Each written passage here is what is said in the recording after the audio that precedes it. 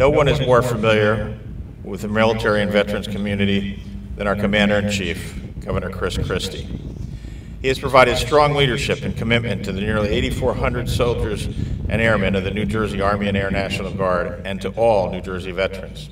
In addition to supporting New Jersey residents who currently serve, Governor Christie continues to advocate for the nearly 398,000 New Jersey veterans of past conflicts, of which now 33,000 are women veterans. It is now my distinct pleasure to introduce our Governor, Governor Chris Christie, our Commander-in-Chief. I'll move that up for you.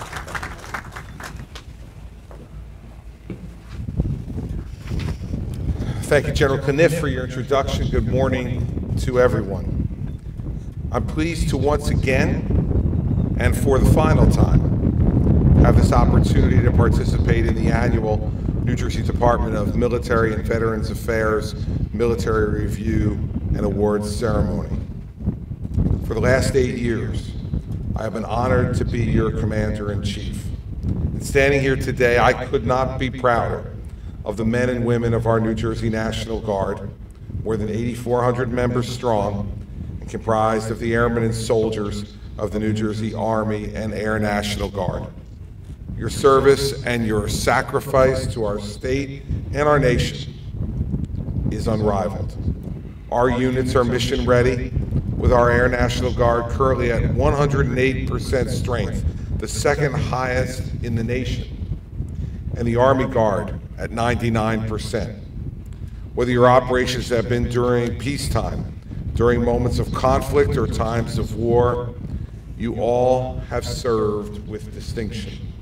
Since September 11th, our New Jersey National Guard has mobilized more than 20,000 troops, many of whom have answered the call to duty many, many times.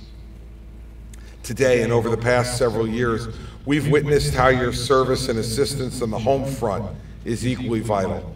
Just recently, we sent Army Blackhawks and Air Force TACPs to lend a hand to our friends in Texas who were impacted by Hurricane Harvey. We also mobilized 150 troops and 50 vehicles from our Cape May 253rd Transportation Company to help Florida in the aftermath of Hurricane Irma. In addition, we have nearly 30 security forces from the 108th Wing assisting in the United States Virgin Islands. And now we are mobilizing another 500 members to assist Puerto Rico in recovering from the destruction of Hurricanes Irma and Maria, with another 2,500 standing ready if needed. For me, however, at no time was your commitment, your professionalism, and your humanity more evident than during Superstorm Sandy.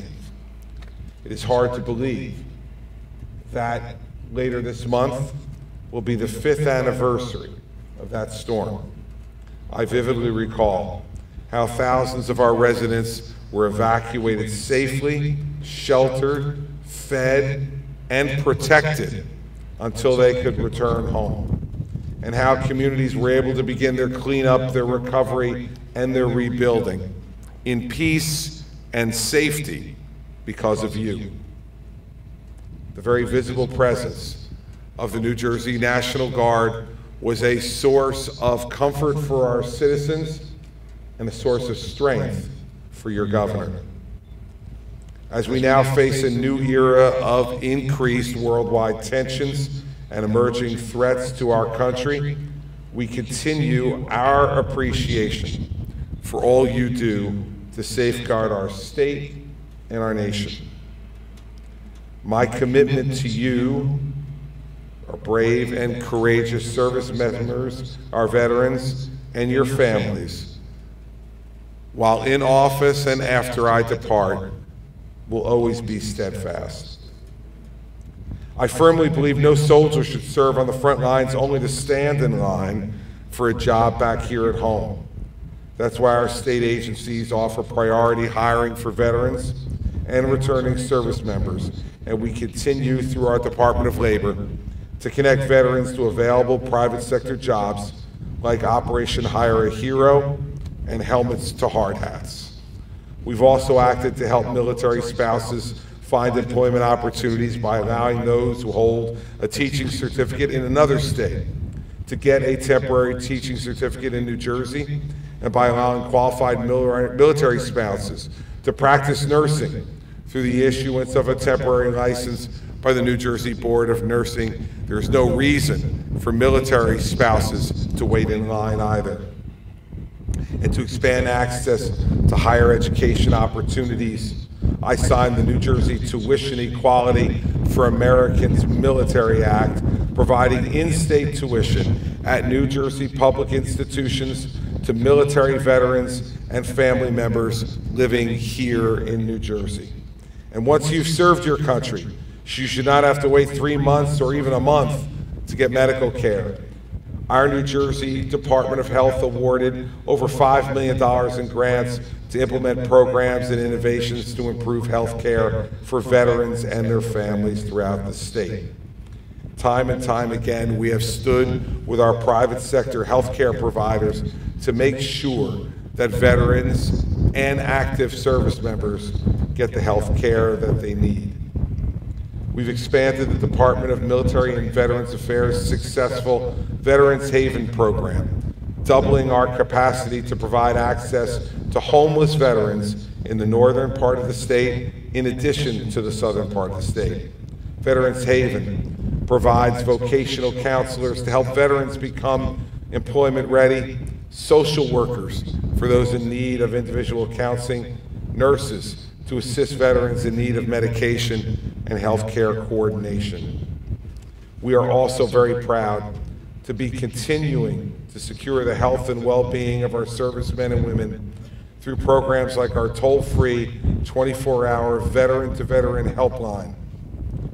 This is a program that was once threatened by federal budget cuts, and when it was, the state of New Jersey stood forward not only to serve veterans in this state, but veterans across the entire country by having New Jersey to pay for these services if the federal government refused to.